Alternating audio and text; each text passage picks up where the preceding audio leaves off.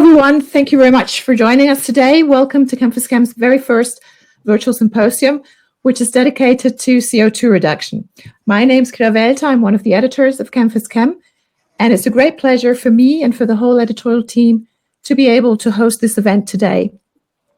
We will enjoy talks by three leading scientists in the field: Karthish Manthiram from the Massachusetts Institute of Technology in the US, Beatriz Roldán Cuenya from the Fritz Haber Institute of the Max Planck Society in Germany, and María Escudero-Escribano from the University of Copenhagen in Denmark. We were also very lucky to get Ifan Stephens from Imperial College London in the UK to chair this event. He will be introducing the speakers and coordinating the Q&A sessions after each talk. Ananias, the editor-in-chief of the European Journal of Organic Chemistry, is also with us today. She will be supporting us backstage and will try to reply to any general questions you may have and which you can ask at any time using the chat function at the bottom of your screen. You can use the chat to communicate with each other, but of course also to ask questions to the speakers. Please try to start your questions with @Karthish, @Beatriz, or @Maria so that we can identify them more easily. This event is being brought to you by Chemistry Europe, an association of 16 chemical societies from 15 different countries. And the whole symposium is being recorded. You should receive a link to the recording in the next days so that you can watch it again in case you miss anything. We're really happy that so many of you registered. We received more than 1,000 registrations, which is amazing. So thank you very much for that. But well, we're all looking forward to the talk, so I don't want to keep you waiting any longer and would like to hand over to Ifan, who will introduce the first speaker. Ifan, thank you very much for being with us today. Thank you very much. Okay, thank you very much for the introduction. So good afternoon and welcome to everybody. First, I'd like to thank Kira Welter and all her team at ChemPhysChem for inviting the speakers and bringing us all of us today, all 295 of us and rising. So it's really a colossal number of participants. They're all together today for the first ever ChemPhysChem webinar. So I'm really honored to be here, or virtually here, so to speak. So three really outstanding speakers on a really, really important topic, so CO2 electroreduction. So there's going to be 20 minutes for each talk and then 5 minutes of questions. So as Kira mentioned, please do write the questions in the chat. I'll try and remember to remind you to do so. Right throughout the each talk, do send your questions, and please remember who you'd like to address the questions to. So without further ado, I should introduce the first speaker. So that's Professor Karthish Manthiram. So Karthish is the Theodore T. Miller Career Development Chair and Assistant Professor in Chemical Engineering at Massachusetts Institute of Technology. So he received his bachelor's degree in chemical engineering from Stanford, and then did a PhD at Berkeley. So he's received countless teaching and research awards, most notably including the NSF Career Awards, the DOE Early Career Awards, American Institute of Chemical Engineers 35 under 35, and Forbes 30 under 30 in science. So his lab at MIT is focused on the molecular engineering of electrocatalysts for the synthesis of organic molecules, including pharmaceuticals, fuels, and commodity chemicals, including using renewable feedstocks, and that's what he's going to be talking about today. So without further ado, Karthish, please go ahead. Awesome. Thank you, Ifan. Thank you, Kira, and the entire team at ChemPhysChem as well. So let me go ahead and share my screen. Excellent. All right. So I'm starting out with this image here because if one is asked where the carbon footprint is in this image, one would probably instinctively point towards the gasoline-powered vehicles or the electricity powering the lights. But it turns out that there is a CO2 footprint embedded in virtually every part of this image, that there is a carbon footprint behind the paper of the billboards, behind the patty of the McDonald's burger, behind the steel of the flagpoles, the cement of the buildings. The chemical and material world around us has an inescapable carbon footprint. And we need to find ways to avoid this carbon footprint, to somehow mitigate those emissions of CO2. So if we're trying to find new ways of synthesizing the chemical and material world around us, it's useful to frame this as a synthetic paradigm, that we can try to convert CO2, nitrogen, and water into diverse chemicals and materials that we use in our everyday lives. In this paradigm, CO2 would act as our source of carbon atoms, nitrogen would act as our source of nitrogen atoms, and water would act as our source of hydrogens and oxygens. And if we take these three feedstocks, we can try to move towards more complex products. So one would begin then with CO2, reduce that, making intermediates like CO or ethylene, take N2, react that with water, make it into ammonia, and then combine these three feedstocks together along with chemistries like oxygen atom transfer to make, for instance, acrylic acid or ethylene oxide, to make an amino acid or glycerol. These are at least a couple early stage examples that our group is interested in. Now, in this paradigm, what's useful is that all these feedstocks are distributed. CO2, nitrogen, and water can be found basically everywhere. And what we want to find then are routes which operate at benign conditions that are conducive to distributed manufacturing with these distributed feedstocks. So if we use electrical potential in the place of, say, temperature and pressure, this is something which is conducive to distributed manufacturing. So our goal is to combine not just CO2, nitrogen, and water, but to also use renewable electricity to force those transformations. So we'll focus in on one particular part here, which is the work that our group is doing on converting CO2 into CO. One can compare this to the conventional thermochemical method of doing this reaction, which would be to take methane, react that with water at greater than 700 degrees centigrade to produce CO and hydrogen. So this is the reaction which we refer to as steam methane reforming. This reaction has relatively harsh conditions since it's very endothermic. You have to go up to a high temperature. And in addition, because of this, one emits very large amounts of CO2 in order to generate that process heat. So we could envision instead an electrochemical process, one which could operate at ambient conditions, thereby overcoming the need for process heating. And this could operate at 25 degrees centigrade, a single atmosphere, and one could conceivably convert CO2 into CO. And this in turn would be a process which is not just carbon neutral, but carbon negative, because we're consuming CO2 to make a commercially important feedstock, CO, which goes into numerous products from there. Things like surfactants and basic solvents like methanol. There are diverse uses of CO industrially today, making it a very important chemical for us to figure out how to make sustainably. There are many different catalysts that one could conceivably use for this reaction. I show here a molecular catalyst, cobalt phthalocyanine. This catalyst we're especially interested in because it has a well-defined active site. This makes it something that's amenable to spectroscopic investigations. In turn, because there's a narrower population of metal sites, this also facilitates mechanistic understanding. So there are a lot of reasons for which we've gravitated towards here. There are, of course, many other catalysts like gold and silver and others, many of which are higher performing than this catalyst, but we've started here because of the fundamental insights that we can gain on this particular system. So I think it's useful to place this in context. Why cobalt as opposed to any other metal in this ligand framework? One can summarize this with this periodic table that I'm showing here, that if you go too far to the left on this periodic table, one tends to favor hydrogen evolution. This is associated with relatively strong CO binding, and hence these catalysts are not particularly effective for doing CO2 reduction. If you go too far to the right, these are catalysts that favor the generation of formic acid. This may in fact be mediated by plating of the metal out of the catalyst framework. And then there are catalysts in the middle here. One's based on, for instance, cobalt or nickel. These are catalysts which are relatively selective for converting CO2 into CO. And it turns out that the cobalt phthalocyanine is the most selective among these. There have been diverse efforts in the broader field to develop more advanced derivatives of cobalt phthalocyanine. I show here two examples, one using cyanide substitution and the other coordinating this macrocycle with a pyridine-based polymer.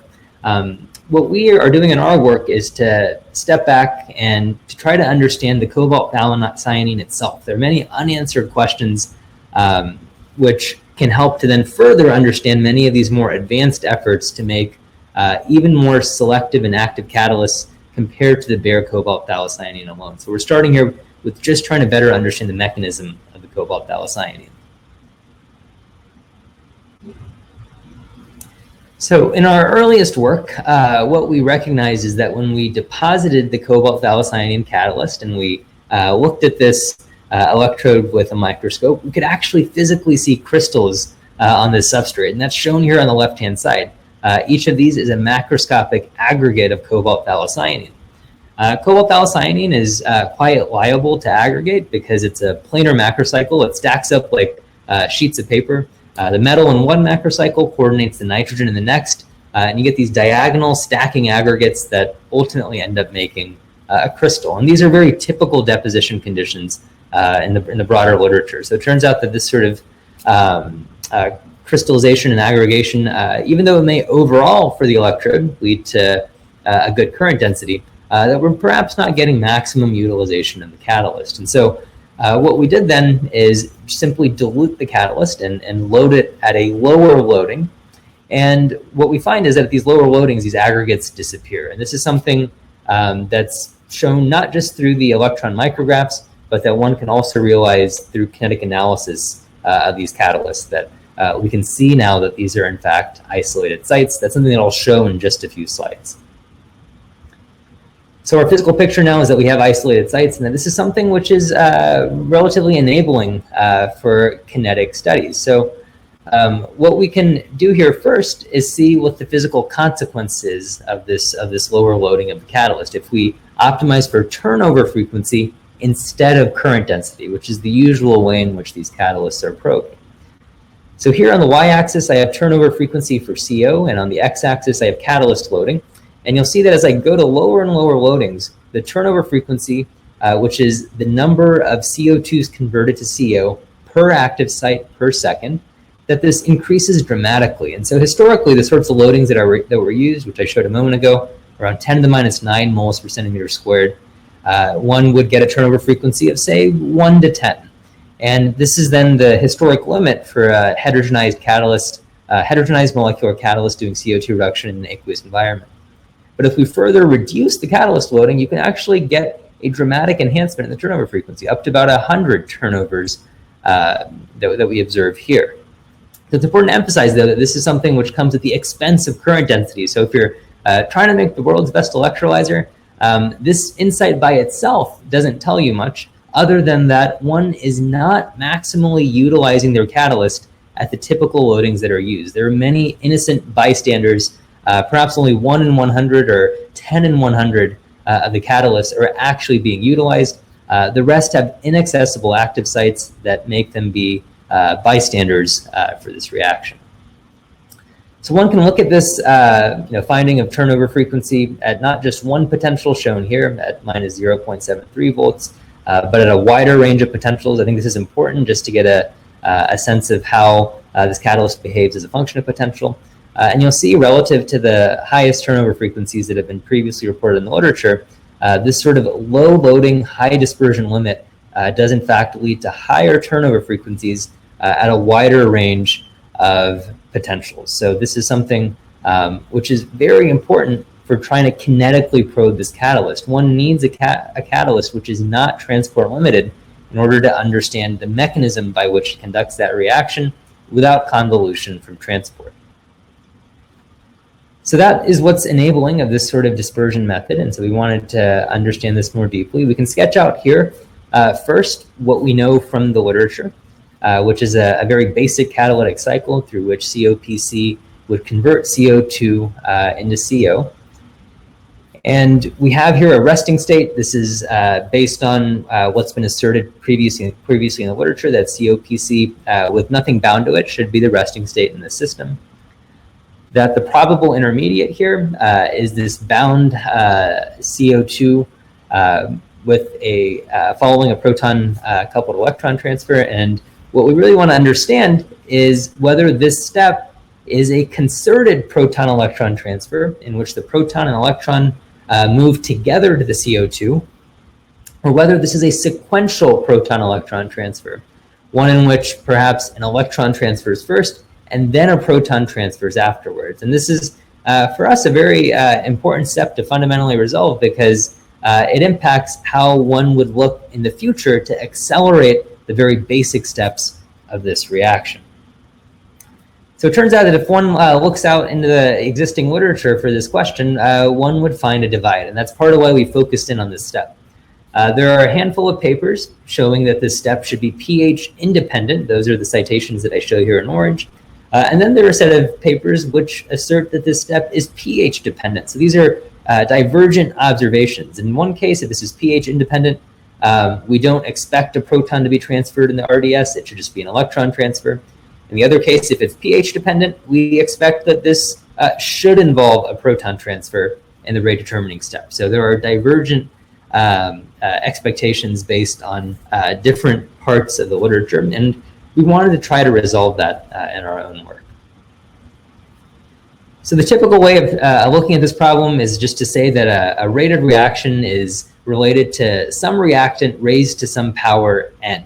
And if I plot this on a log-log plot, log of rate versus log of substrate concentration, that the slope here is n, which is the order dependence. This is something of mechanistic significance.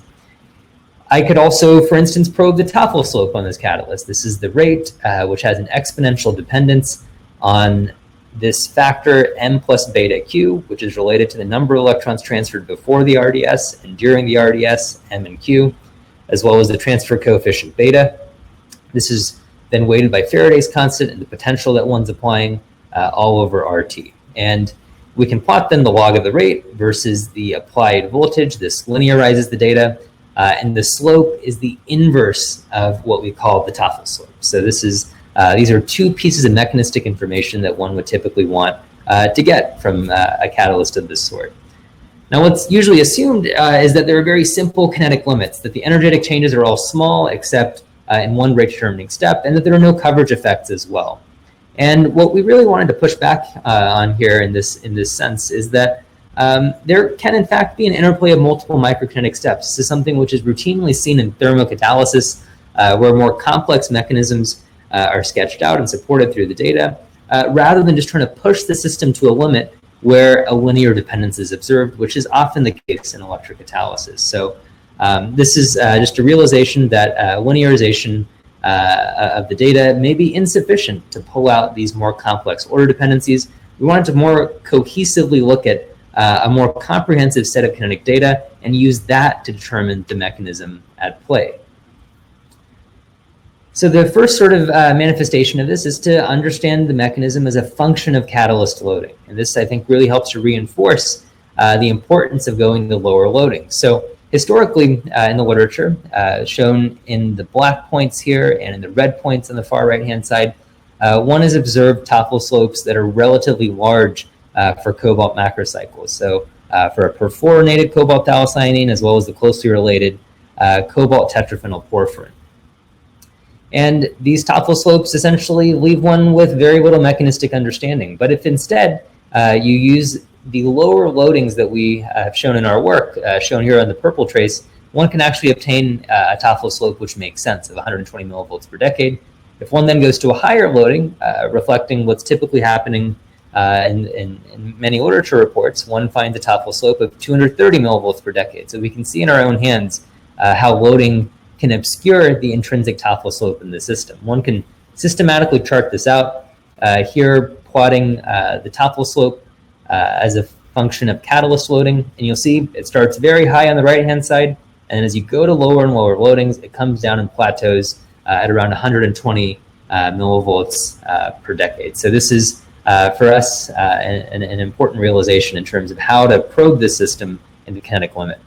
There are many underlying questions here of the importance of Toffel slopes, and are there in fact cardinal values of the Toffel slope? This is something that our group has very recently put some work up on ChemArchive, and I encourage anyone who's interested to take a look at this. So what we looked at then is an effort that is working towards understanding the underlying mechanism of this catalyst in this low loading limit. So all the data that I'm showing from here is at the low loading limit, where we observe Toffel slopes that fall in the more reasonable range. So first, we did a kinetic isotope effect study here at a lower potential and a higher potential, and you'll see in both cases that this is a KIE of around 2 to 3. So this is reflective of the fact that there is a proton involved in the rate determining step in what we're showing here in particular. One can also look at the bicarbonate order dependence. This is an experiment that's been done in the literature, but here we're doing it at a wider range of potentials and bicarbonate concentrations. What you'll see here is that as I increase the bicarbonate concentration at a relatively low potential, that's shown here in purple at a low overpotential, that there's actually an inhibitory effect of bicarbonate. Increasing bicarbonate leads to lower turnover frequencies for CO. And as I increase the potential at the electrode, going to higher overpotentials, eventually bicarbonate has no impact on turnover frequency, and at much higher overpotentials, that it is in fact promoting of CO2 reduction. So we see that this is something that one can't easily linearize, that there is non-power law behavior and a deviation from a simple kinetic limit. So we can look at as well as the Toffel slope under a more diverse set of conditions. What I showed before was a very narrow range of bicarbonate concentrations.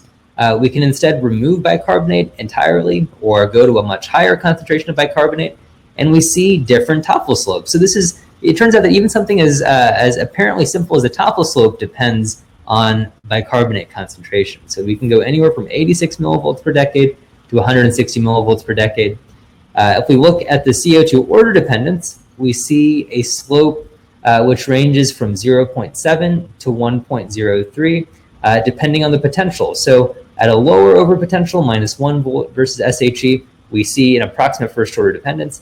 But if we go to a higher overpotential, the CO2 order dependence drops. So these are a set of observations which one could not explain through simple linearization of the data. So we decided to systematically enumerate the different mechanistic possibilities. So first on the, I've sketched out here a direct step R1, which is a proton-coupled electron transfer to CO2 to get from COPC to this intermediate. There's a branch where there is first an electron transfer and then a proton transfer, and then another branch where there is a proton transfer and then an electron transfer. So this for us was what we refer to as a square scheme, in which all the different mechanistic possibilities for that single step that we're interested in have in fact been laid out. We can also implement bicarbonate poisoning, which we mechanistically see that as we increase the bicarbonate concentration, that we see apparent poisoning of the active site. So we saw that in certain regimes earlier. So we've implemented that using a simple electrosorption valency, that there's an equilibrium constant for bicarbonate poisoning, as well as a potential dependent poisoning term, that because bicarbonate is an anion, it is attracted to the electrode at smaller overpotentials, but as we increase the reductive overpotential, that bicarbonate is pushed away from the electrode surface. And so there is an electrostatic mechanism then that could govern whether or not bicarbonate is able to actually poison the catalyst. So we can take this and enumerate the steps. We allow in our mathematical formulation for there to be up to 2 RDS options in the kinetically relevant steps. All other steps are equilibrated. And we also allow for both water and bicarbonate to be proton donors. So in this system, we have collected 266 individual data points at 108 distinct conditions. We implement the models that we showed on the previous slide, and we validate them using what's known as the F-test, which allows us to quantify the goodness of fit. And so in doing this, we find that there are, in fact, 2 pathways through which this system is proceeding, that there is a certain regime in which a concerted proton-electron transfer occurs, and there is another regime in which an ET is followed by a PT. So there are 2 different mechanisms that are at play depending on the conditions at which the system operates. So we'll sketch out in more detail in just a moment the 2 regimes in which that occurs. We also see that bicarbonate poisoning is necessary. So mathematically, the system is allowed to choose whether or not bicarbonate poisoning is important. And the only way we can account for the data that we see is by having bicarbonate poisoning have relevant kinetic constants that in fact mean that bicarbonate poisoning is in fact occurring. So we can see now how our model fits this experimental data. The models are shown with lines and the experimental data with the discrete points that are plotted. And you'll see here that it agrees relatively well. In this plot, we can explain quite a bit by looking at the underlying model. And what we see here is that as we increase the bicarbonate concentration at a lower overpotential, that bicarbonate is poisoning. But as we go to a higher overpotential, that bicarbonate is electrostatically repulsed from the surface. And that in turn means that we no longer see a decrease in turnover frequency at higher bicarbonate concentrations, but an actual enhancement in turnover frequencies as the bicarbonate starts to act as a proton donor instead of a poison for the catalytic site. So we can extract this from the underlying model. We also see that many of these non-unity orders that we observed for CO2 order, this is related to occupation of the COPC sites by a CO2 radical. And so as we go to higher CO2 partial pressures, we have greater occupation of the active sites. That in turn suppresses the apparent order in CO2, especially at higher overpotentials. We can reject other models. So if, for instance, we don't have bicarbonate poisoning, it's not possible to see the negative orders. You can see how the lines and the points disagree when there's no bicarbonate poisoning implemented. If there's no ET-PT pathway, in other words, a pathway in which an electron transfer precedes a proton transfer, we can no longer account for the non-unity orders in terms of the CO2 order dependence. What's very interesting here is that the dominant reaction kinetics change with operating condition. On the left-hand side, we've plotted out the fraction of sites that are blocked by bicarbonate. You'll see here that at more negative overpotential, so going to a larger overpotential, bicarbonate poisoning is disfavored. So one can electrostatically avoid it. And if you go to higher bicarbonate concentrations, bicarbonate poisoning is favored. And we can quantify this from the underlying model. We know the site balance at any given point in this wide phase space that we've tested. What's also interesting is that one can control whether a coupled proton-electron transfer happens or an electron transfer followed by a proton transfer happens. And so in this plot, you'll see that if you go to a more negative overpotential, the ET outcompetes the PT such that they are separated. So a higher overpotential facilitates electron transfer such that the two steps are no longer coupled. And this in turn has many consequences, that the conditions in which we typically test catalysts and understand their kinetics is often different from practical operation in an electrolyzer. But here we can actually bring the two together to say that even when we don't have integer orders appearing in our linearized data, that we can still deconvolute these more complex kinetic cases using the sort of methodology that we've shown here.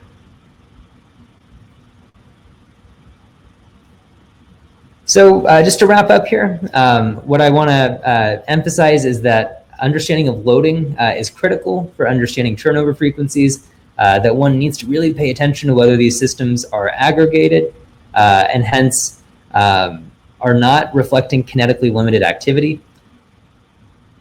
Fitting data over a wide range of testing conditions enables more complete mechanistic analysis. We see that the mechanism appears to shift depending on the regime in which we're operating, and that we can get a very fine understanding of how one can tune the system between being electron transfer, proton transfer dominant, or CPET dominant. And there are ways to also then, perhaps in the future, mitigate bicarbonate poisoning and enable lower overpotential operation with higher turnover frequencies in these sort of systems.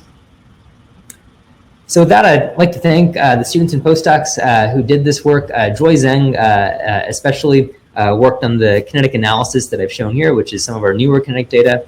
And Mingwei Zhu, one of our prior postdocs, did much of the earlier work on understanding aggregation effects. And with that, I'd be happy to take any questions.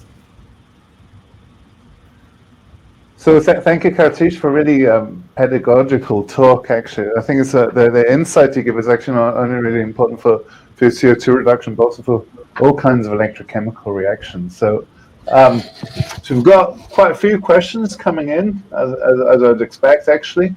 So let me just see. So there's one question from John Won Park who's saying, what do you think are the major challenges that we need to overcome, other than developing catalysts to industrialize for mass production of the technology?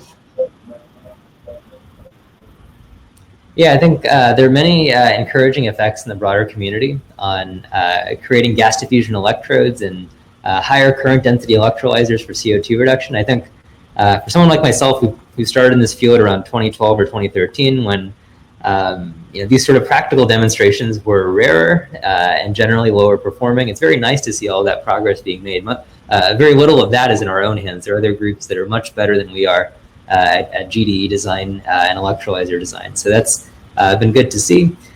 Still, if one does the technical economics on those systems, it's clear that there's a ways to go in terms of getting, for instance, that capital equipment cost down to a point where one could operate, for instance, with intermittent renewables. I think that's sort of the gold standard, that if one were to use the capacity factor with renewables today, that would not be able to support the existing capital equipment costs. So I think there's a lot of efforts that are needed to continue to develop cheaper systems that can achieve the high current densities that are needed for converting CO2 to CO, as well as products like ethylene. So, so I have another question from Pravin Ingole, who's asked, well, how about the stability of the catalyst? Does it get converted into cobalt nanoparticles during the CO2 electrolysis?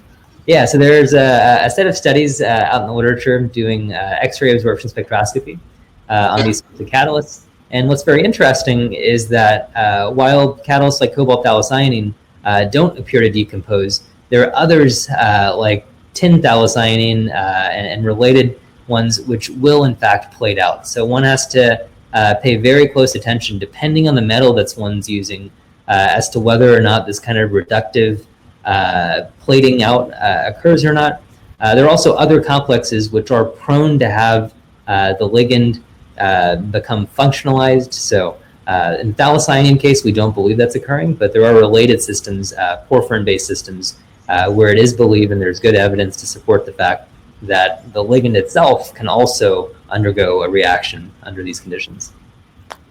So I have a very brief question myself, actually. So you mentioned the use of X-ray absorption spectroscopy. I know you're referring to other people in literature using it. So I guess there's a problem based on your literature data that if you can only really measure intrinsic activity at very low loading. So then that's probably too low loading to actually do in situ spectroscopy to see what the oxidation state or the reaction intermediates are.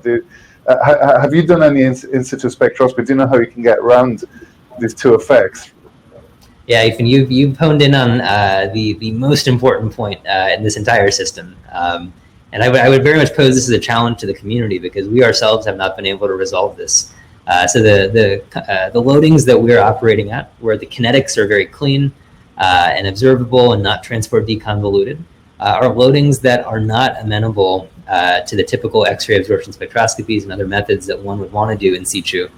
And that's a critical challenge, right? This is, in my eyes, sort of like the pressure gap that exists in heterogeneous catalysis, or that once did, and that people have made concerted efforts over many decades to close. We have a similar challenge in this system where there's a loading gap, right? That higher loadings are needed for practical systems, for spectroscopic observations, but lower loadings lead to a kinetically observable system. So there's a gap here to be closed, and I think a great place for the community broadly to contribute.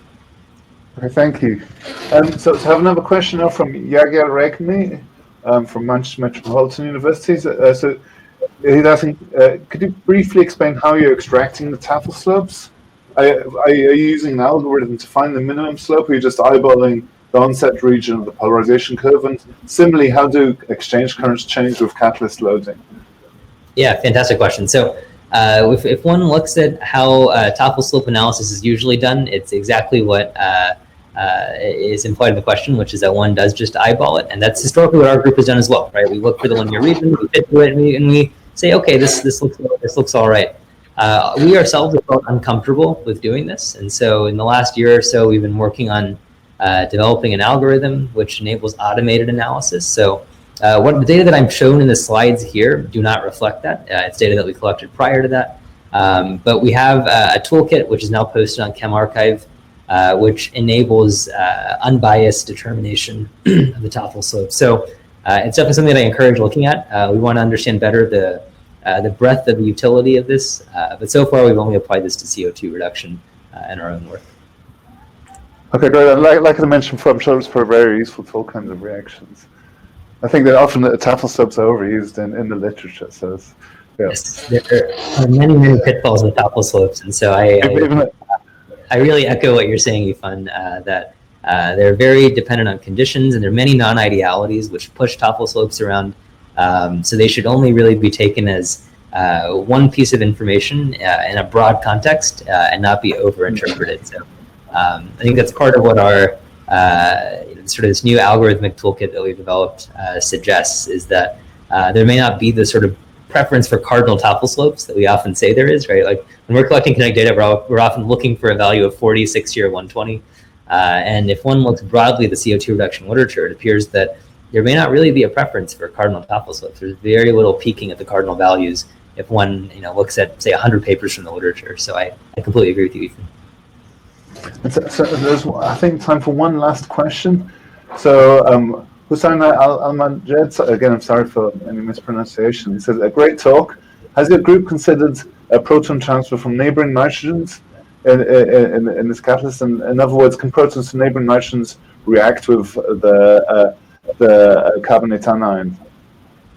Yeah, we have in fact mechanistically sketched that out on a whiteboard. It is attractive to think about how the ligand itself can behave as a proton relay. And there's some efforts that are explicitly trying to do that in the broader community by using, for instance, hangman porphyrins and others that can behave as such.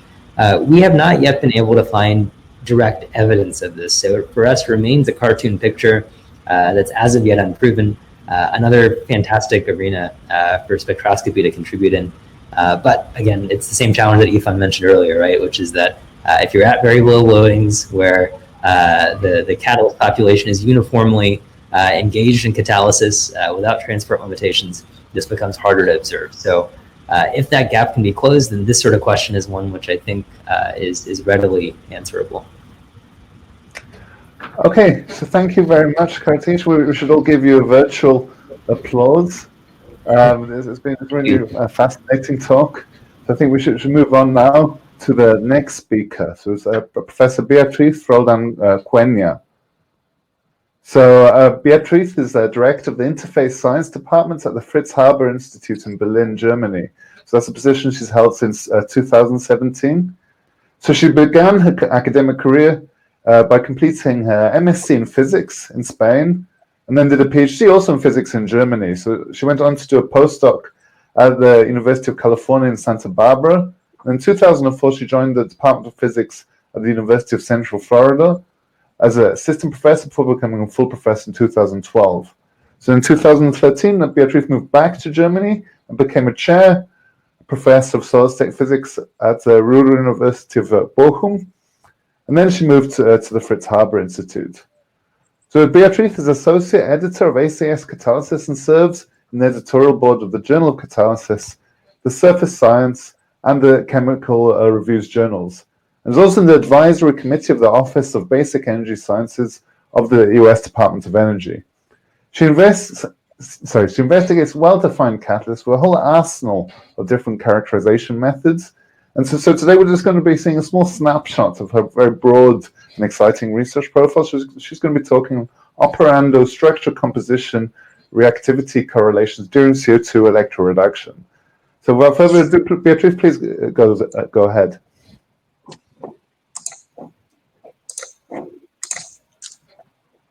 Thank you very much for the introduction, for the invitation. I'm very happy to be able to share the work of my department today with every one of you. I think the most important thing I want to convey today is that to understand how a catalyst is working, you need to be able to follow how the structure is changing under reaction conditions. And I will give first a motivation of CO2 electroreduction, but we already had an excellent introduction, so I don't need to do a lot of work to motivate this. Then I will show you how we synthesize our catalyst, and I will go ahead and discuss some of the parameters that will affect the activity and the selectivity of our catalyst.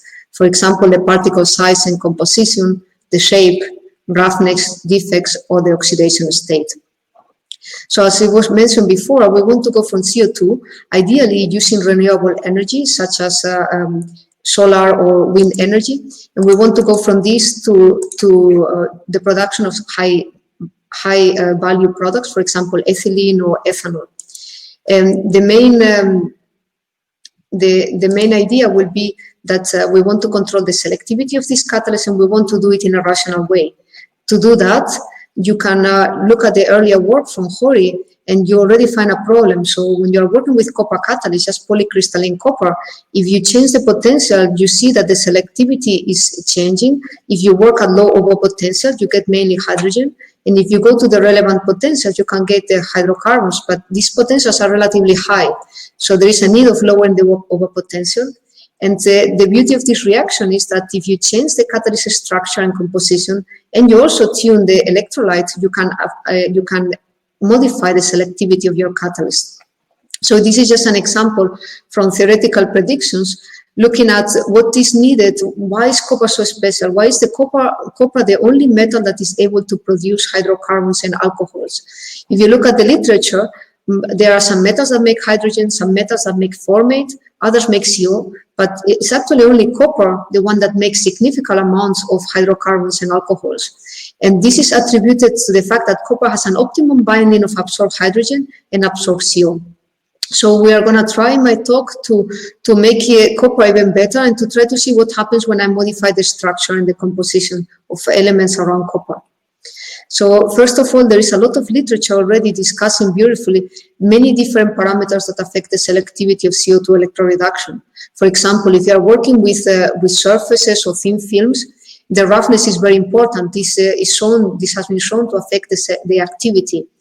Also, if you have grain boundaries on these structures, if you have oxide species subsurface or at the surface of the catalyst, of course, the composition of your catalyst, and anything else that you have in the environment, the electrolyte is going to play a very important role. It could just serve as to reconstruct the surface, for example. It could also provide an electronic effect, and it has been shown that the pH of the electrolyte will also affect the selectivity.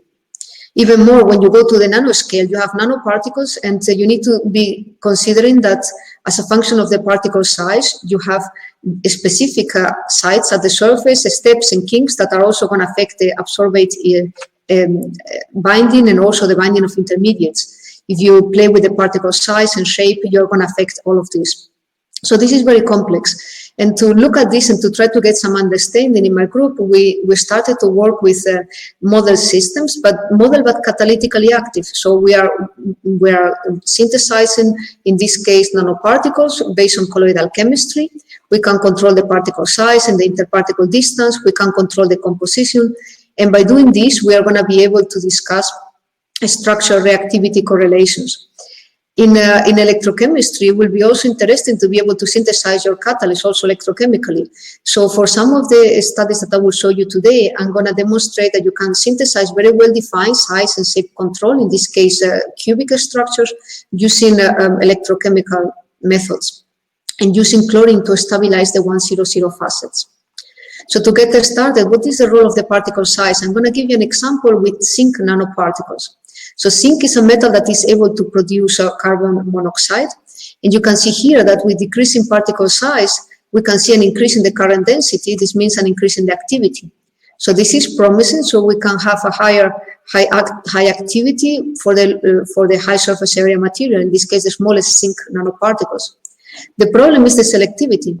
If you look at the selectivity, we are making CO, that is the product that we want to make with zinc.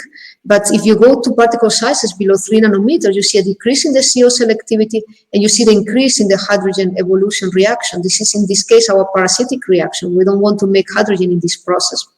So something is happening here, and what we learn from comparison and from discussion with theorists is that on the surface of very small nanoparticles, in this case about below 3 nanometers or so, you have a large number of low coordinated sites that bind hydrogen very strongly. Then you are not at this optimum that we want to have. If you have these conditions, you are not able to produce CO. You favor always the hydrogen evolution reaction. And in the case of copper nanoparticles or gold nanoparticles, you see the same thing. You always favor hydrogen for the very small nanoparticles. But this is not enough. We also want to know what happens to our catalyst under reaction conditions. So we started with a zinc catalyst and it was oxidized. And if you go to the synchrotron and you look, for example, with X-ray absorption spectroscopy, in this case, X-ray absorption near edge structure spectroscopy, you can follow how the as-prepared sample looks like. And you see here the clear that the sample is oxidized. These are about 2 nanometer particles. And then under reaction conditions, you see significant reduction. But if you look carefully, and you look, for example, also at the extended X-ray absorption fine structure spectroscopy data, if you compare the as-prepared sample here, you see zinc-oxygen bonds, and under reaction conditions, even after a couple of hours at minus 1.1 volts with respect to RHE, you can still see the zinc-oxygen features here, the zinc-oxygen bonds. And in fact, if you look at the structure with more detail, this looks more like a hydroxide. So what we learned from this study is that, first of all, small nanoparticles are not good if you want to make CO. They will favor the production of hydrogen. And on top of that, the catalyst is not metallic under reaction conditions. Even under this reducing potential, it's actually an hydroxide. So if we now try to combine copper with zinc, we stay with large nanoparticles, in this case 5 nanometers. Here we know that we are not only going to be producing hydrogen, and we wanted to try to see if we can tune the selectivity by changing the,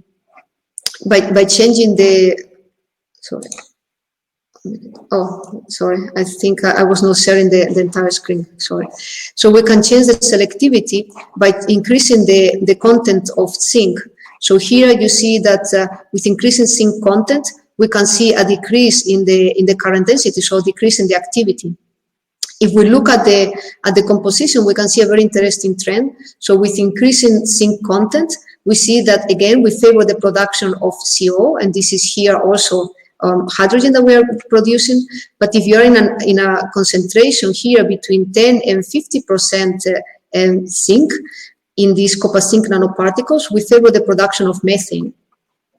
So what we learned is that for these small nanoparticles, there is a clear change in the selectivity when you change the content of zinc in these copper zinc nanoparticles. But even more, if you look as a function of time, here you can see the copper zinc nanoparticles. Initially, you are making methane, which is very interesting, but after 1 hour, we see a change in the selectivity. Here we see that we are making hydrogen, and in this case, the selectivity is changing after the first 2 hours or so. So what happens to our catalyst? It's not enough to know what happens to the pre-catalyst that we are making. We need to understand what caused this change in the selectivity. And to see that, we can do it under reaction conditions. So here we are at the synchrotron. Again, we are using X-ray absorption spectroscopy, and we are looking at our catalyst as prepared. We can look at both components, the zinc component and the copper component. And as prepared, our catalyst in red looks oxidized in zinc and in copper. But then under reaction conditions, you see the clear decomposition. This is here in blue is the copper oxide, and here also. So here this is zinc oxide, this is copper oxide, but it's not the degree, the rate of reduction of the zinc component and copper component is not the same. So if you look at the weight of the oxide here, within the first couple of minutes, the copper is completely reduced very quickly, while the zinc is reducing, the zinc oxide is reducing more slowly. So we think, we believe that this is affecting the selectivity, and because at the beginning we start having copper oxide in contact with zinc oxide, and then very quickly we have copper in contact with zinc oxide, and then at the end we're going to have copper interacting with zinc, so we make brass. To look at this in more detail, we can go and measure X-ray absorption spectroscopy. This is here the X-AFS data as a function of the time, reaction time. And to analyze this type of data and to get actual information about the radial distribution functions, that is very important to distinguish, for example, metallic copper from copper zinc, we are using neural networks. So you see here the data of a neural network is trained using simulations. We have created a database of X-AFS data created by using molecular dynamics. So we have several structures that we create, in this case thousands of structures that we use to train this neural network. And using this neural network, we can go from the X-AFS spectra to getting the entire radial distribution function of copper-oxygen bonds, for example, or copper-copper bonds, or copper-zinc. We did this here, and you can see that our prepared catalysts contain these copper-oxygen bonds, and then you also have metallic copper. I put here two references. This is a brass foil, and this is the partial radial distribution function of a copper foil. You can see that these peaks are different. You can distinguish very clearly. This is metallic copper, and this is here the copper zinc. So if you look as a function of time, as a function of the CO2 electroreduction time, during the first 20 minutes, you still have metallic copper. This is when you have copper interacting with zinc oxide. But once we reduce the zinc oxide, we see a very clear shift here in the radial distribution function that indicates that we're making brass. You can follow here the interatomic distances, and you can go from pure copper metallic as a function of the reaction time to the formation of brass. So our data help us, this in situ and operando spectroscopy data help us to understand the change in the selectivity. Brass makes CO and hydrogen. And if you have metallic copper in contact with zinc oxide, we can also make methane. So to go further, we wanted to look at the role of the particle shape, and there was some interesting previous studies for CO electroreduction showing that if you have 100 facets, you favor the production of ethylene. If you have other terminations, for example, 111, you can make ethylene and also methane. So we wanted to make on purpose 100 facets. And so we tried to do it electrochemically, and I show you here how we synthesize our structures. We are inside a liquid cell in a transmission electron microscope. This is our electrode, and what you see here changing in color here, this is copper nanoparticles.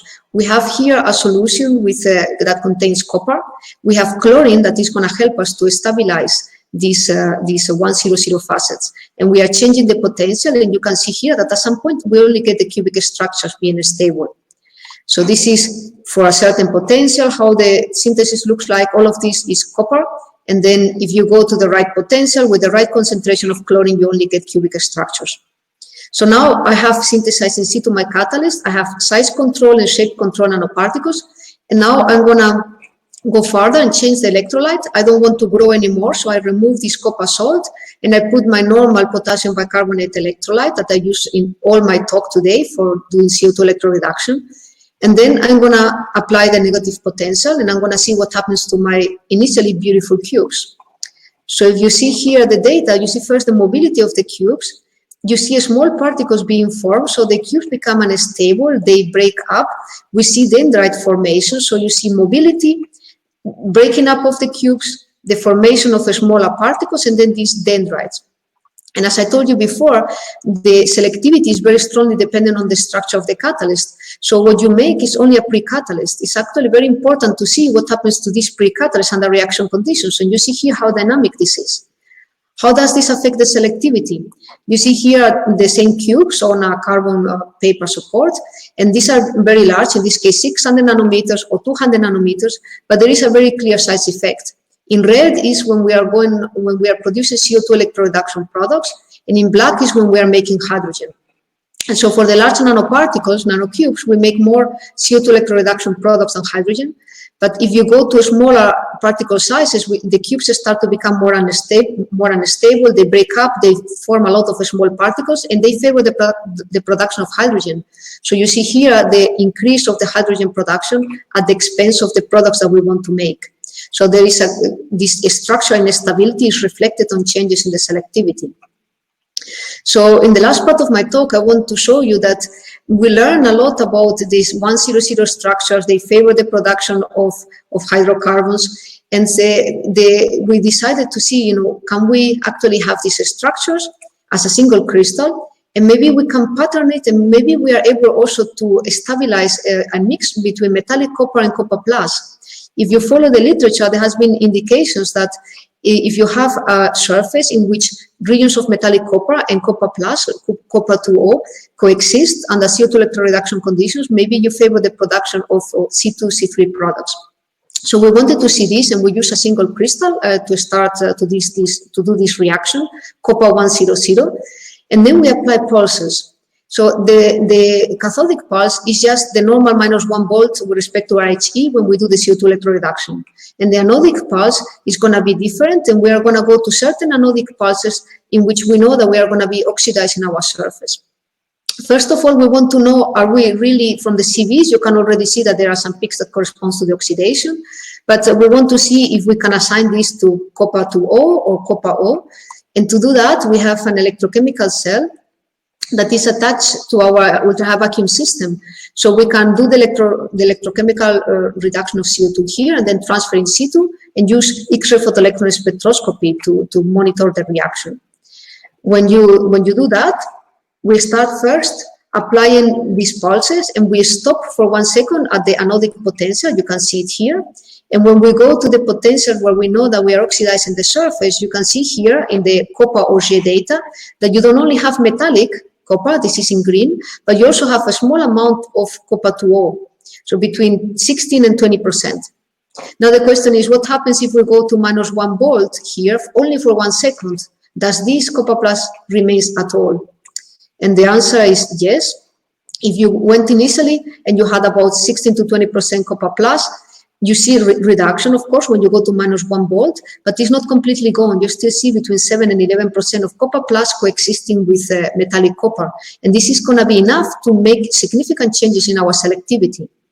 But the pulses are not only doing that. So I'm going to show you here the selectivity for different pulse treatments. I'm going to ask you to look at this 0.6 volts. This is when we were having the production this is when we were having copper plus species. And I'm going to ask you to look at these two colors. In blue, this is ethylene, and in pink, this is ethanol. So if you don't apply any pulses, the copper 100 surface makes a lot of ethylene. And this remains when you apply the pulses, but when you apply the positive pulses, we first suppress the formation of hydrogen, this is here in black, and you increase the formation of ethanol very significantly. At the same time, if you follow the evolution of the CVs, you can see that they are also changing. So here, for example, this feature is typical of the 100 facets, and when we go further in the oxidative regime of the pulses, we can see that the formation of defects. So the structure is changing. So we can follow this. You can do atomic force microscopy. And when you run this reaction for 1 hour on a copper 100 surface, you see here the surface looks very flat. So not much changes. But if you apply the pulses, you see these massive reconstructions. Still, there is some order, but it's very, very rough. And actually, you see the formation of this type of pyramidal structures. If you run the reaction for 1 hour, applying the pulses, and then you just go to constant potential, the roughness somewhat remains, but here we don't have any copper plus left because we stay 1 hour again at this very negative potential. So this sample is going to have copper and copper plus roughness because the surface reconstructed, and this sample only has metallic copper and roughness. So if you look with differential electrochemical mass spectroscopy at these 3 samples, we are going to see very clear changes. So in red is the rough sample where we have also copper plus coexisting with metallic copper. We see here ethanol formation, and we see a very low onset potential for the ethanol formation. The blue curve here corresponds to the ethanol that we are making in the rough surface, but is only metallic. And here, this is the surface where we didn't pulse. So ethanol is clearly suppressed. We see also a correlation with the amount of ethylene. So we favor the production of ethanol, it seems, at the expense of ethylene. And in all of the pulse treatments, we minimize the production of hydrogen. You can see here, when we look at -1 volt, you can see here the selectivity data again. This is when we run the reaction under potential static conditions at -1 volt. Here is when we apply the pulses, we see clearly the increase in the ethanol and the suppression of hydrogen. And now if we take this sample, which is rough, but we run the reaction at constant potential afterwards, we don't have any copper plus anymore, and we see that this affects very strongly the production of ethanol. So what we learn from this is that, yes, ethylene is favored when you have 100 facets, but if you have a defective surface and copper plus coexisting with metallic copper, you can increase the amount of ethanol. So going further, I would like to go to my summary. So I hope that I could give you some information about the role of important parameters in CO2 electroreduction, in particular the particle size, and how in this case, smaller is not better. So if you go to very small particles and you try to do CO2 electroreduction, you're going to produce hydrogen. I talk about the composition of the catalyst. And how is this important? Not just to look at the reactivity after 1 or 2 hours. In this case, our copper zinc catalyst was making methane for the first 2 hours or so. And then we see that the selectivity was changing, and we could explain why it was changing. The reason was that we start having the formation of brass, and on brass we make CO and hydrogen, not methane. And finally, I brought an idea of using pulse electrochemistry. In this case, we can do it to reconstruct the surface, and we can also do it to stabilize, for example, oxide species, in this case, copper plus species that are very difficult to stabilize when you are working at -1 volt. On top of that, you can also use it to regenerate your catalyst. If you, at some point under some conditions, you can get some contamination on the surface. The most important slide is the acknowledgement. So I'm very thankful to my research group. These are the ones that are doing all of this hard work. And of course, to our collaborators, many of the data that I show you here were acquired at a synchrotron, and there are excellent people working with us there and our sponsors. And I'm very happy to take questions. Thank you for this really exciting talk, Beatriz. So we have a number of questions from the audience. Please do send more questions. We have a few minutes now for questions, but we have a lot already. So the first question I'd like to ask is from van der Stram. Yes, do you have any idea how you can stabilize the cubes, especially since the motivation for cubes is the selectivity of the exposed 100 facets for ethylene? So we have some experience. First of all, we need to make them large.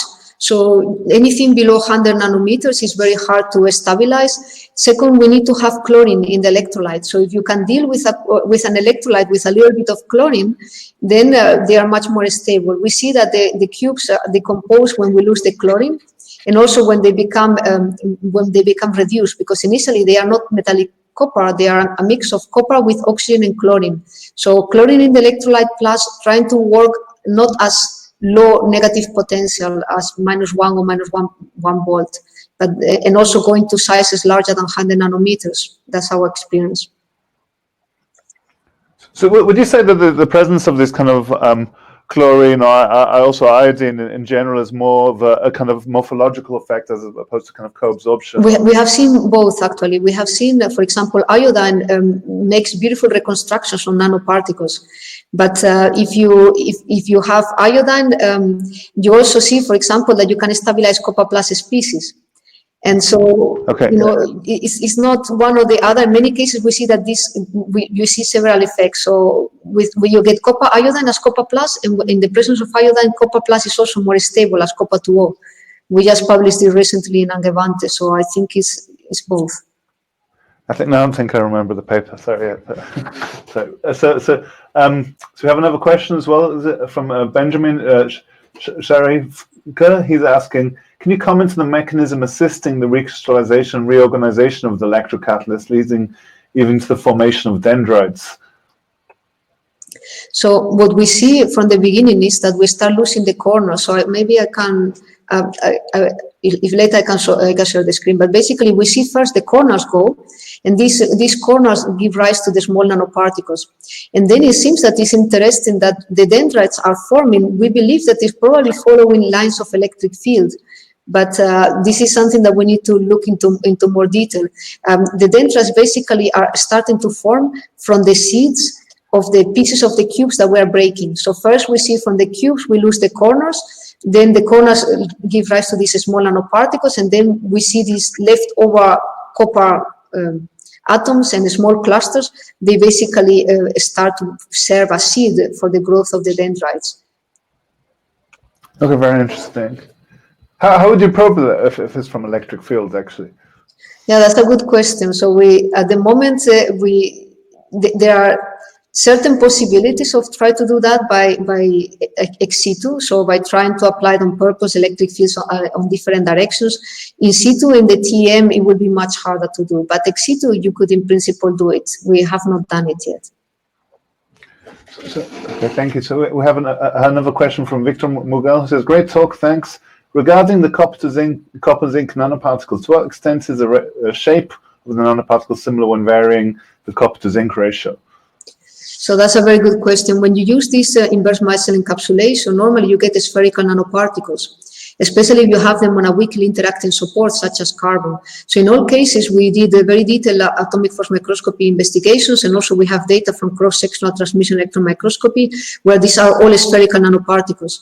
And in all cases, we basically create a micellar nanoreactor, and then we load it with these different metals. So we ensure that we always get the 5 nanometer core, and then the only thing that we change for the same loading inside this core is how much copper versus zinc we load. So it's a very nice way to have same size, same shape, and only change the composition. Okay, thank you. So the next question is from Marco Giovanni Antonio. He's asking, it's a more philosophical question. Do you think there's room for studies, not a more general question, I guess. Do you think there's room for studies not in operando conditions, for example, in ultra-high vacuum conditions or at low temperature, to address and provide answers to specific problems to CO2 reduction? If yes, could you give an example of an open question in the field that could be addressed by more fundamental studies? I love the question because we are working on this, and I think this is, so I can give you an example. So we in the literature, the theorists at the moment are calculating perfect surfaces. So you have, for example, a perfect 100 surface. And in the theoretical model, you know where every atom is, and you don't have any contaminants around, and it's a perfect surface. So we tried to make a perfect surface. So we took this copper 100 single crystal, and we prepared it in ultra-high vacuum with sputter annealing. And then I did the reaction in my electrochemical cell that is attached to the UHV system. And so you don't have any exposure to air, and we know with STM how the surface exactly looks like. When you look at the selectivity of that perfect surface, atomically flat, you make mainly hydrogen and a little bit of CO. You don't make the hydrocarbons. So this brings, we are preparing a paper on that at the moment, but this brings a lot of questions because we can get from the same surface, once we start treating it badly, for example, we are doing an electropolishing treatment, the surface becomes rough, you get contaminants on the surface, then you start making hydrocarbons. So there is still a very big, large gap between what theorists can calculate and what experimentals can do. And if you're a surface scientist and you can work under these controlled conditions, you can help to close this gap. So at the moment, we are working on this and demonstrating that, in fact, a perfect, atomically flat, well-ordered copper single crystal doesn't make any significant amount of hydrocarbons. And everything that has been looked at before were either rough surfaces or electropolished. Even, you know, in the work from Horias, it was mainly not single crystals, always oriented foils. Another example is we are also working in chemistry in confinement. So we are working, putting two-dimensional materials in UHV on top of copper surface, trying to stabilize these oxide species, for example, copper oxide, because we know that this is important, but it's very hard to stabilize. So we are doing this in situ growth of two-dimensional materials to encapsulate an copper oxide surface, and then we are doing electrochemistry on that. So I believe there is a lot of room for fundamental surface science applied to electrochemistry combined. That's certainly really interesting results, as you mentioned, because all these kind of theoretical calculations, they don't have space really for defects when they have a very small unit cell. So it probably means that they need to readjust their kind of assumptions in the model to try and explain their reactivity. I think that's a really nice thing, the kind of things you have in the Fritz Haber Institute for surface physics tools for understanding electrochemistry.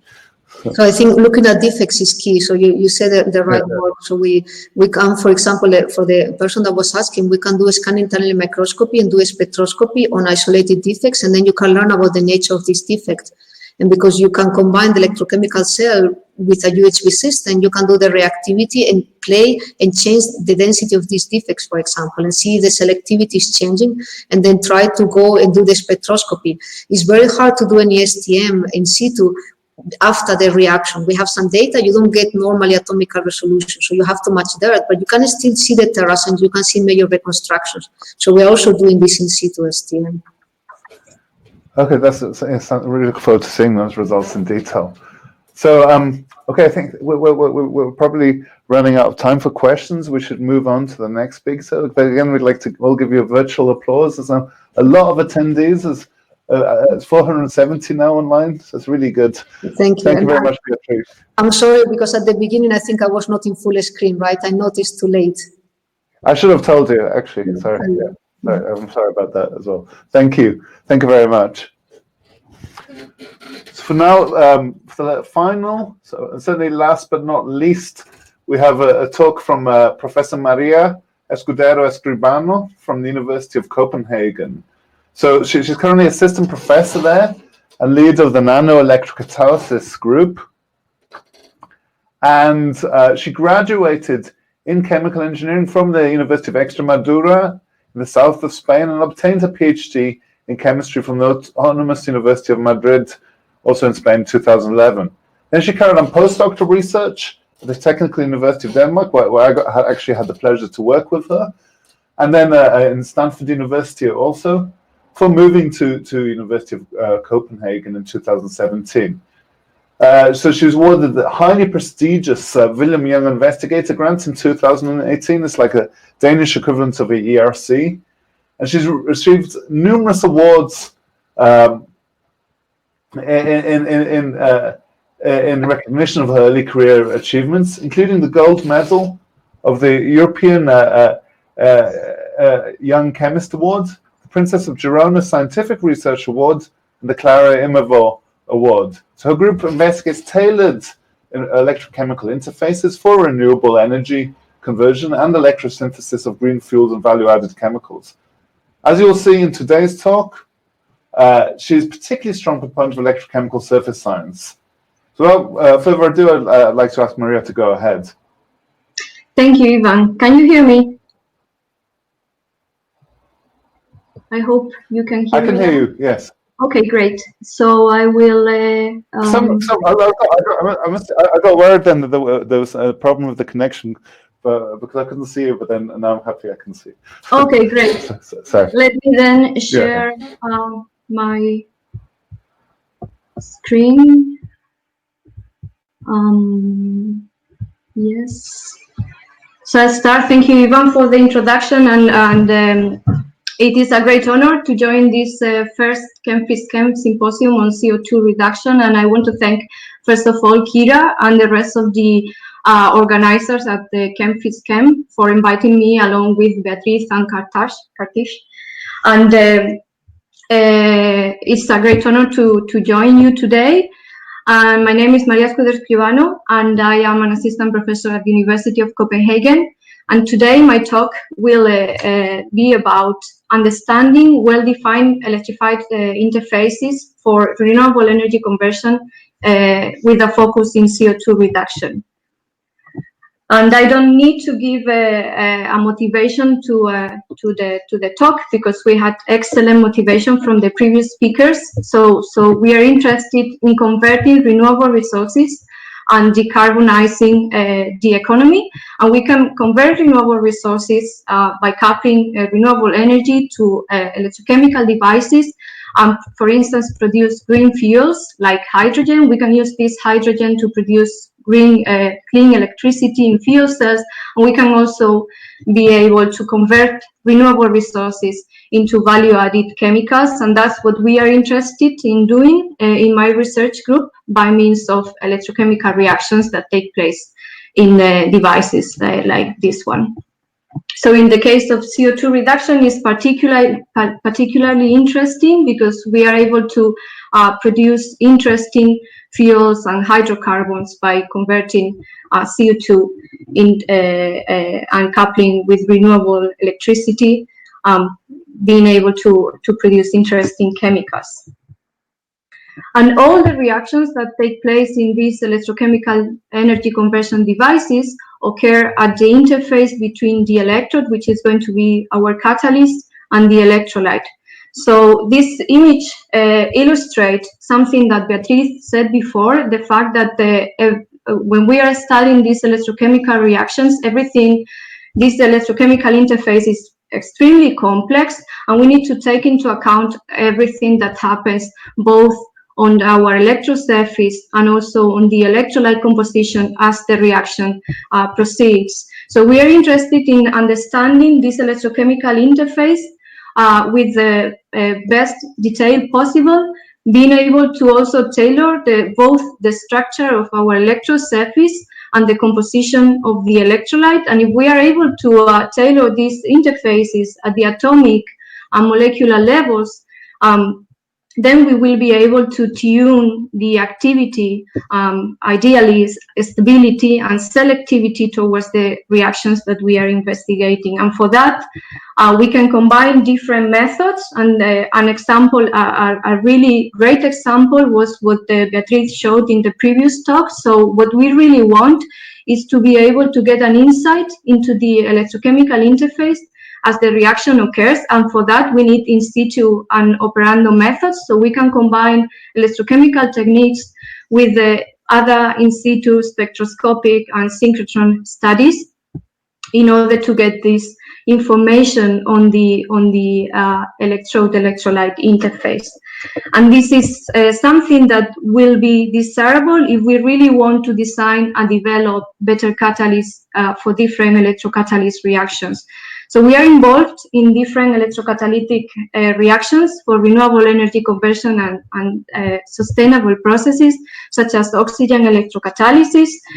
We are interested in both oxygen reduction and oxygen evolution, also on the reduction of CO2 and CO. And finally, we are very involved recently in the electrosynthesis processes, in particular synthesis of dimethyl carbonate from methanol and CO. And today I will focus on our work related to copper surfaces for CO2 and CO reduction.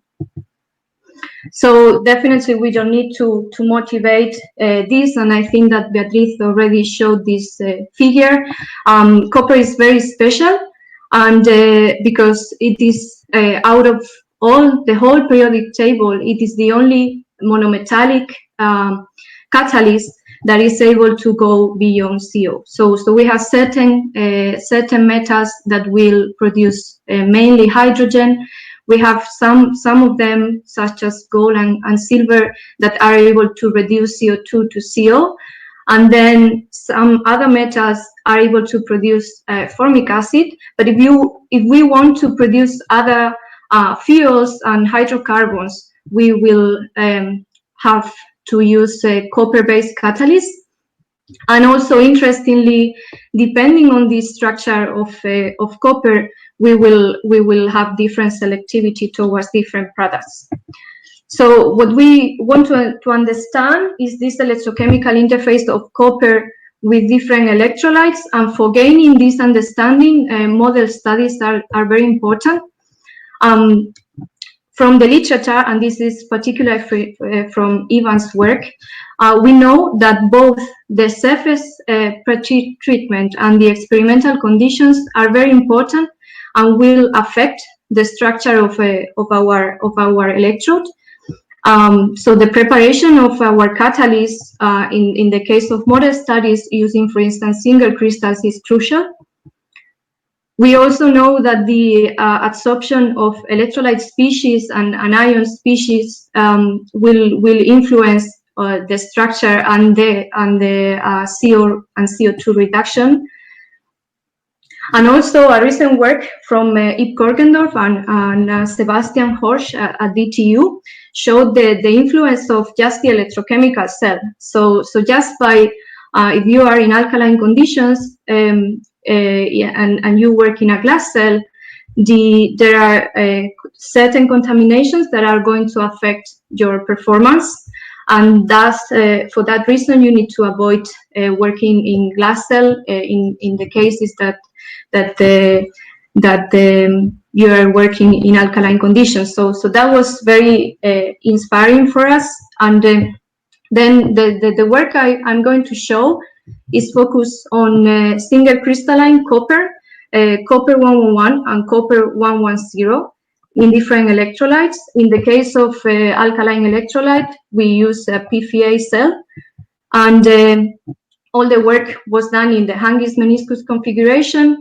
And what I'm going to present is a combination of cyclic voltammetry with the laser-induced temperature jump technique and molecular simulations. So for that, we have been collaborating with the Alicante group, Juan Feliu and Victor Clement in Alicante for the laser technique, and with Jan Rosmeister at my department at the University of Copenhagen for the theoretical calculations. And all the work I'm going to present has been done by Paula Sebastian, who is a postdoc in my group. So first, starting with alkaline, so Paula investigated both copper 111 and copper 100 in sodium hydroxide. And then here we can see both the effect of just the cycling potential range and the fact that, I mean, we can see from the CVs the fact that everything is very well ordered. And we can see the characteristic features both in copper 111 and copper 100 of the absorption of OH. So what we really want to understand, and that's why we decided to go for single crystalline surfaces, is how are the properties and the structure of these copper single crystals with the, in this case, with sodium hydroxide interface. And we want to gain information on the charge distribution and the structure of the solvent, because we know that that influences the electrocatalytic properties. So a parameter that is very related to the charge distribution and the solvent structure is the potential of zero charge. So can we estimate the potential of zero charge of these surfaces? It is something that hasn't been done for copper single crystals in sodium hydroxide. So we thought this was interesting to investigate, and Paula did a research stay in Alicante to use the laser-induced temperature technique. So I won't go into detail, and I'm not an expert in this technique, but in summary, what this does is to apply very short pulses of laser, like 5 nanoseconds, that gives rise to a sudden increase in the interfacial temperature, and that will shift the electropotential. So this potential shift will induce a disorder in the structure of the water depots, and thus decrease the dipolar contribution to the electropotential. So we have something like that. And then the change in potential when the temperature of the interface relax to room temperature, then the depots recover ordering. So this is a positive transition, and this is a negative transition. It recovers ordering, so you will have the ordered water molecules. And then these potential transients that are measured depend on so gives information on the orientation of the solvent molecules, the sign, and the relative intensity of the electric field. So this is going to give us information on the potential of zero charge. And in summary, this is something that Paula did using an electrochemical cell that, in order to work in these conditions, the electrolyte was confined in this space in the Teflon piece that they designed. And then they applied these transients for both copper 100 and copper 111. And we can see, so Paula did the experiments. Paula and Francisco Sarabia were the list of these experiments, and they did the experiments at different applied potentials. And as you can see, for both copper 100 and copper 111, there is a potential, a positive transient at positive potentials, and then the transient becomes negative. And just putting everything together, what this technique can give information about is about the thermal coefficients at different applied potentials. This thermal coefficient is related to the potential of maximum entropy, and this gives information about the potential of zero charge. So these are the CVs that I showed before, and this is the thermal coefficient. And what you can see here is that at some positive potentials, this coefficient is positive, and then at negative potentials is negative for both copper 111 and copper 00. And then this the potential at which this thermal coefficient is 0 will be the potential of zero charge.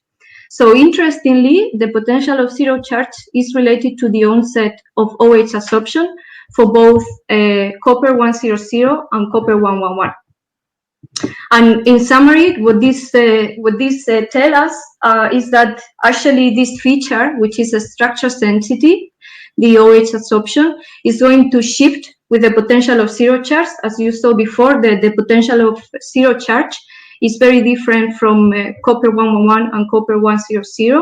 And this is going to be very affected by the Cepheids charge distribution. So this is just a very fundamental work that gives information on the structure of our electrochemical interface, and it would be very interesting to continue investigating what happens in the presence of different anions, in the presence of different electrolyte, and also in the presence of CO.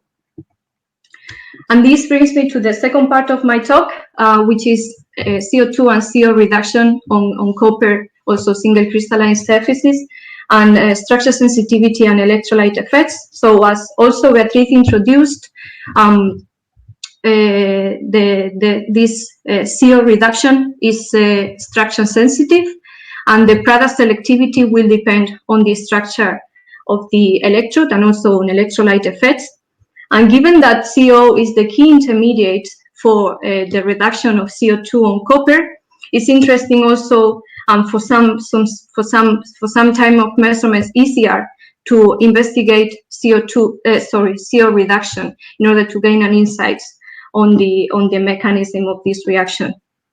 So as we saw before from Beatriz's group, it's really important to be able to control the structure of our catalyst, and the different structure will give will change the product selectivity.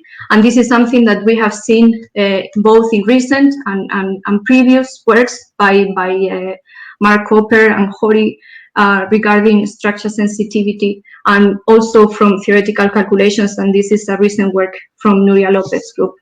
So we really want to understand what the interfacial properties are for CO reduction, and for that we use also single crystalline work in the hanging meniscus configuration.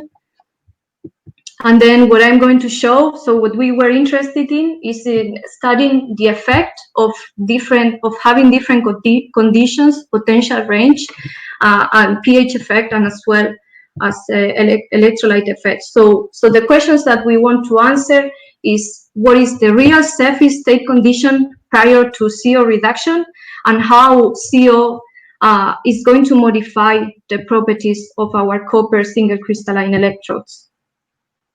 So Paula has been doing these experiments in different, in phosphate buffer solution at different pHs, and this is just an example at pH 5. These are the cyclic voltammograms of this solution without CO, and this is in the presence of CO. So there are a few things that we can see from just these results. First, we see that when we have CO, the presence of CO, we see clearly differences in the structure sensitive features. So CO is modifying the structure of the interface. The surface, there are surface changes with applied potential. So when we go to, so this is just up and so top and down is just with different potential limits, and we know that the structure is changing with the applied potential. And also in red, we see what happens. We see that the surface passivation is happening. So there are many things going on, and all these things we really need to understand if we really want to, especially being able to explain this reaction and compare and bridge the gap between theory and experiments. So this is the same kind of experiments at pH 7, and what we see here, this is in the presence of CO, is the characteristic features of the anion absorption that are modified with CO. And what we also see is that this kind of so the structure is very different, and where CO is absorbed is very different from copper 111 and copper 100. So having these preliminary results, we were interested in pursuing like a more systematic study on both copper 111 and copper 100, and study this interface at the whole pH range. And this is something that Paula did. The work is, so we have the preprint published, and these are the CVs of copper 100 and copper 111, all in the presence of CO. So this shows the different cyclic voltammograms at all the pHs investigated. So these experiments, what showed is the CO displacement. So you have the typical phosphate adsorption features, and when you absorb, so phosphate is absorbed very strongly. When you absorb CO, you are able to displace displace the anions, the phosphate, and then absorb the CO. And this is what these features are telling you. So what we can see is that this is the pH has a strong effect, and we can also see that as the pH increases, the CO adsorption is shifting to more negative potentials, and we can also kind of see two different potential regions. So we can see it better here, and this is just the average between the anodic peak and the cathodic peak versus the pH. So we see how the pH influences this the CO adsorption features. We see that we can compare copper 111 and copper 100. The CO adsorption on copper 111 occurs at less negative potentials, and this is an indication that that on copper 111 the phosphate has a lower binding energy, and then that the CO adsorption is stronger on copper 100 than on copper 111. So this is something that we could more or less hypothesize from experiments, but we have combined this work with ab initio molecular simulations from Jan Gosmeiser's group, and I won't go into detail, but there so everything is very consistent between experiments and theory. The great thing about doing these very well-defined experiments is that we can really compare, because we are looking exactly at the same kind of electrochemical interface. And what we can conclude from both experimental and theoretical research is that the strength of phosphate anions on both copper 111 and copper 100 affects the potential range at which CO poisons the surface, and then the onset potentials at which CO adsorb is controlled by the properties of the interface. So this just highlights the fact that it is very important to do potential control experiments if we really want to understand and have a knowledge of the real surface state prior to the reaction that we are investigating. I don't know if we have time for that. I will go very, very quickly. So apart from working with single crystalline surfaces, Elena Plaza, who just finished a master's student in our group, and Paula Sebastian are also working on a method to deposit multimetallic catalysts in deep eutectic solvents. And this is very interesting because we can fabricate nanocatalysts with tunable morphology and composition, and in some cases they have very high surface area. So we are very excited about this project, and we are continuing on this. And just to conclude, what we really want, and that's why we are interested in going from model surfaces to more applied catalysts. We are interested in understanding the interfacial properties of well-defined copper interfaces. We think this is very important in order to design better catalysts for this reaction and for electrocatalytic reactions in general. Model studies are important for that. We of course need to combine all these and cyclic voltammetry and theoretical calculations with in situ and operando characterization techniques. And then it's very important to be able to tailor the interface at the atomic and molecular levels. And we have a lot of knowledge and also in situ interesting advanced techniques. And I think that combining everything this is a very exciting time for electrocatalysis. So this is my final take for the students that are joining us today. And finally, I want to thank all our collaborators. So all the theoretical calculations were done in Jan Rosmeisel's group. For the laser experiments, we have collaborating with Juan Feliu and Victor Clement. And I'm also privileged to collaborate with our chair, Ifan, and Beatriz through UNICIS-CAT.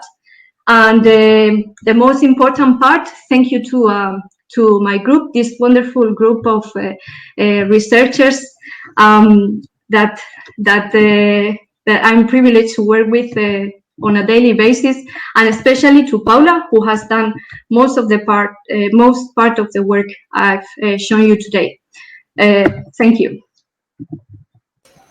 Thank you very much for Maria for another really insightful talk. So as I mentioned before, please be forthcoming in the audience with your questions.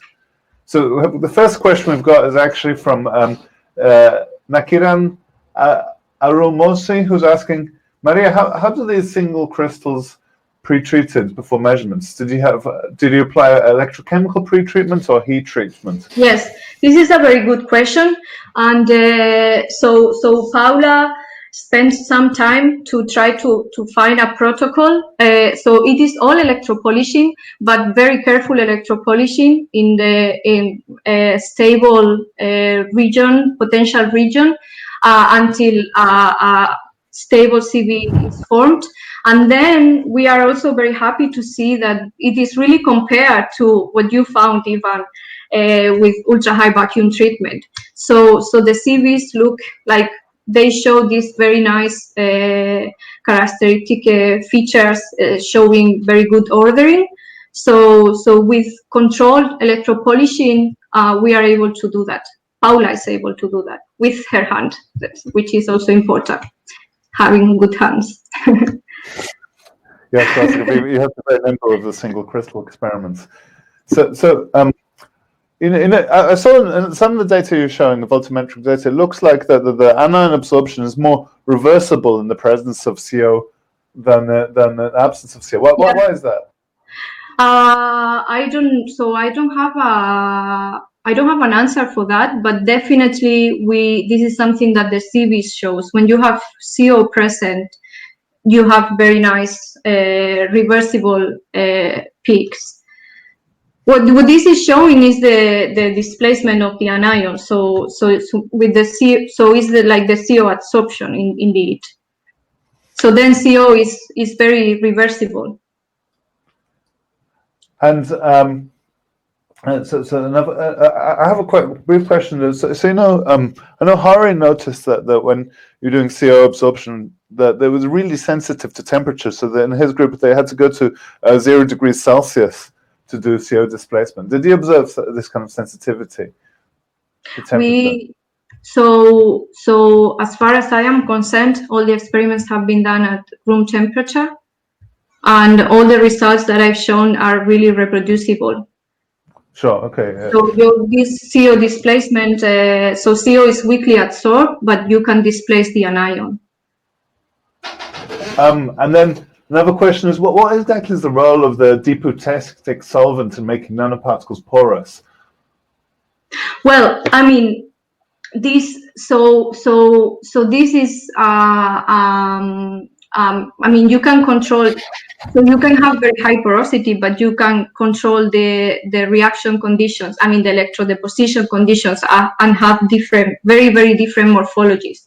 So it's not only having a deep, like an ionic liquid, and in particular a deep eutectic solvents, but also controlling what are the electrodeposition conditions. And I can tell you that, for instance, for this purpose, Paula and Elena have tried many different conditions, and actually the surface the surface area changed drastically. And is it so when you see the you see, the shift in the potential zero charge that you see between copper 1, 0, 0, and copper 1 and 1? How well is that captured by the theoretical calculations? This is something, as far as I am aware, this hasn't been done, and this is definitely something we want to do. I mean, collaborate with, for instance, the group of Jan, because I'm not sure that this has been studied theoretically. Because it must have implications not only on absorption of anions, but also on the CO2 reduction intermediates. Definitely. Yeah. So we are very excited because it is clearly so the OH absorption is clearly structure sensitive, and the potential of zero charge appears just at the onset of the OH. So that's very interesting and have implications for electrocatalysis. I see. Okay, so I think we're pretty much done with questions.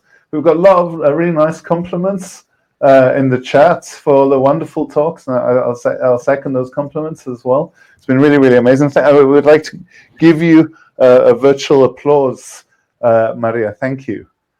Thank you. And then finally, before we should, I think Kira would like to give some closing remarks. Well, I'd like to thank you all for coming here today and listening to all these talks, and especially to all the speakers as well for really entertaining us and giving us a lot of insights. I'll pass that over to Kira. Thank you. Thank you, Ifan, and thank you again to the three speakers, really, for the three fantastic talks. I would also like to thank my Wiley colleague, Anna, for the huge help behind the scenes. And of course, a very big thank you to all of you for joining us today and taking part in the discussion. There were some very good questions there. Our next virtual symposium is already around the corner. It will take place in a bit less than a month, on October 22nd at 4 p.m. Central European Time. The subject of the second symposium will be supramolecular chemistry. And we will again have an amazing lineup of speakers: Nathalie Busquert from Tulane University, Carson Bruns from the University of Colorado, and Steve Goldup from the University of Southampton. Nobel laureate Fraser Stoddart from Northwestern University has agreed to chair the event. And registration is already open, so please visit our homepage or keep an eye on our Twitter account, because we will be sharing the free registration link there very soon. Did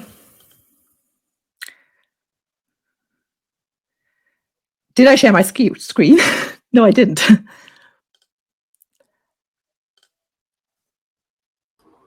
No, it appears blank. Yeah. Oh. Sorry, I should have mentioned. Sorry. Wait, let me try again.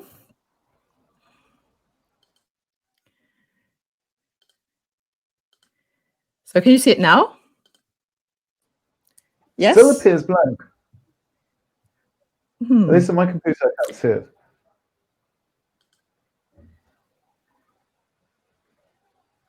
Let me try again. I think there it is now, isn't it? Yes, I can see it now. Okay, great. So these are our speakers: Nathalie Busquert, Carson Bruns, and Steve Goldup. And well, please join us. It would be great to see many of you again there in October. I'm really looking forward to it. And so please take care, and hope to see you there again on the 22nd of October at 4 p.m. Central European Time.